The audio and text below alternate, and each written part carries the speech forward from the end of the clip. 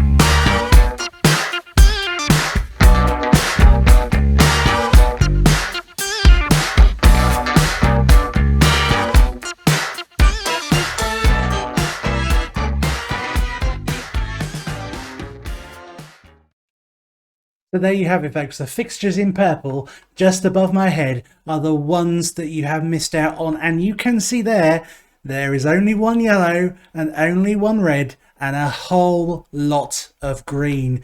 I started this episode by saying that one of us, in terms of us or Southampton, had gone very much upwards in terms of our trajectory, and one of us had gone very much downwards. And I'm pleased to tell you that the upward trajectory team is us, Norwich City. And you have seen there 3 games in which we scored a whole load of goals, we picked up a number of points, and we have shown just how dominant we have been in our matches in the recent times. From October onwards, we have been a force to be reckoned with, and it has been almost like a butterfly emerging from the cocoon. We went from playing very awkward, very difficult football with sparks coming from time to time to this incredible team that are just playing superb football, but with one major flaw. Now, you'll have seen in the Bournemouth match a return of a familiar favourite, and that familiar favourite is, of course,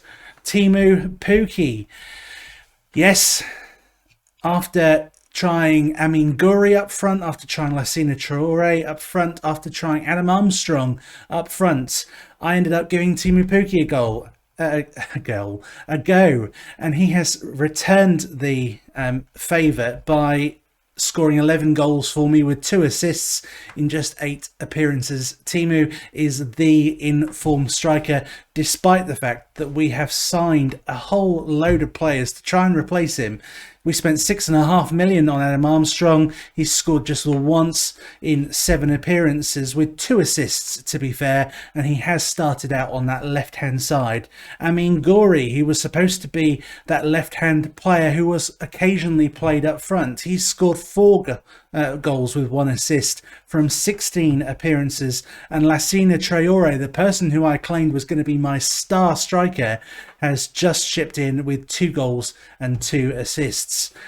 Now, that's not to say that there haven't been other players that have chipped in. Lirim Kastrati, who flits in and out of my side. He has got 9 goals in just 13 appearances. He has been a highlight for me this year, and given I signed him for just 5.75 million, he's now worth 20 million. He's proved to be a shrewd acquisition. On top of that as well, we have Carlos Elena, who has chipped in with 5 goals and 4 assists, and he's been invaluable, which is why, if you look, I have chosen to make his loan signing a permanent one. We managed to get him from Barcelona for just £2 million. That was because he was out of contract at the end of this season with no sign that a contract was going to be forthcoming. £2 million, very well spent in my opinion.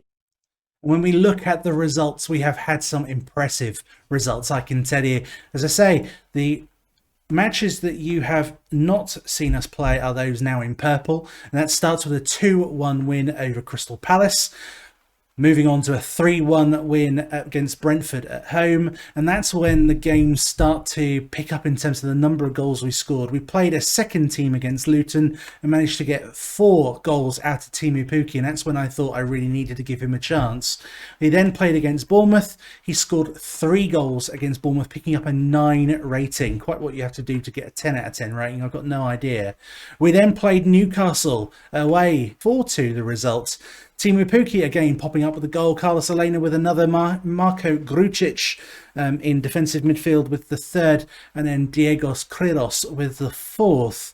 We then went to Sheffield United, where we were only managed to escape with a 1-1 draw, albeit with a goal from Oliver Skipp late on, which sealed us the point. And that was an absolute cracker of a goal, I can tell you. Wolves we played next on TV at home, where we won 3-1. Carlos Elena was a magician in this match. He earned himself a 9.3 rating, and Lassina Traore picked up 1 of his 2 goals of this season as well. We then played Tottenham Hotspur, where we won 4-3. We went 4-0 up in this game. In the second half, Tottenham came out and caused us no end of troubles. I ended up playing almost like a diamond shape system in an effort to try and stop their players from running through the centre, because they were just having too many opportunities.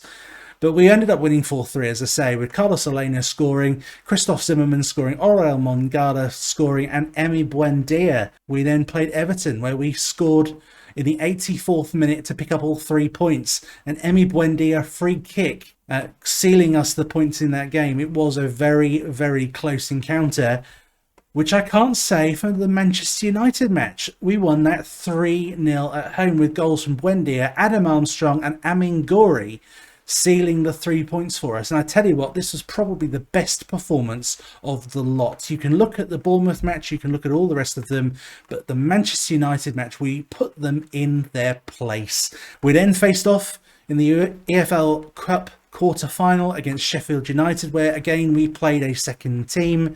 Teemu Pukki scoring the only goal here. We then were back in Premier League action against Fulham, where we won 1-0. Again, a further Teemu Pukki goal. The guy is just a goal machine. And then Leeds came to Carrow Road, and we saw them off with 2 Lirim Kastrati goals in the latter part of the second half to win 2-0. Our most recent 2 matches have been against Preston in the FA Cup 3rd round, which we won 1-0, a Lirim Kastrati goal again, and then the same team, a second team, picking up a injury and a red card early on in the match, meaning that we lost 2-0 to Manchester City, knocking us out of the EFL Cup in the semi-final, albeit with the second leg still to play. I don't anticipate that we're going to be able to turn that fixture around, but who knows, stranger things have happened. We now play up against Southampton, which is going to be the live game we bring you today. And as I say, tale of two cities. Southampton find themselves bottom of the league in a Premier League which is actually showing to have a few surprises up its sleeve. The teams that came up last season were, of course, us, Brentford, and the other one was Bournemouth. And you see us in 5th with 39 points, just 1 point away from that magical 40. You see Brentford in 12th with 25 points, and you see Bournemouth in 14th with 21. The teams down there struggling this season are Leeds, Wolves and Southampton. Southampton really cut adrift at the minute. So this is the team that was going to be lining up against Southampton. We have Ronning in goal, who has really sorted out his consistency issues and has become consistently good, which is very relieving. Aaron's at right back, Quintilla at left back, Quiros and Zimmerman through the middle, Skip in a defensive midfielder role with Mangala as the box-to-box midfielder.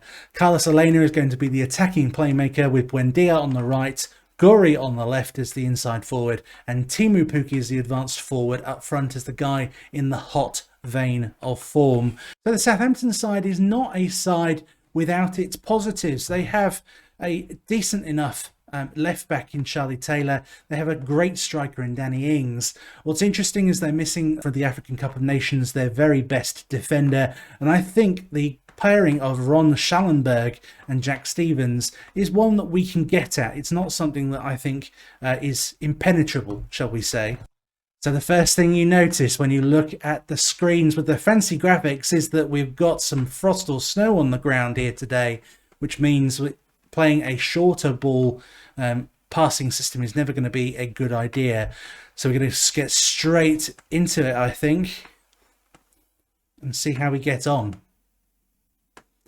So it's Southampton with the first highlight, but coming away through a counter-attack for us pretty quick.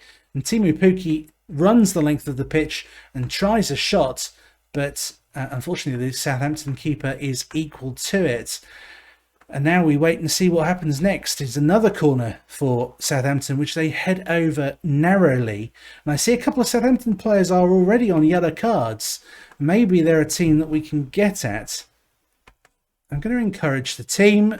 That's improved their morale a little bit. And we now have the next one, which is an Emi Buendia free kick to Teemu Pukki at the far post, who just manages to get a shot off, which the goalkeeper manages to save. 45 minutes gone. We have had just 2 highlights. We have been the team very much in control. I'm going to point the finger and tell them that I'm not happy and hope that that gets things moving in the second half, because we have not been good enough, really.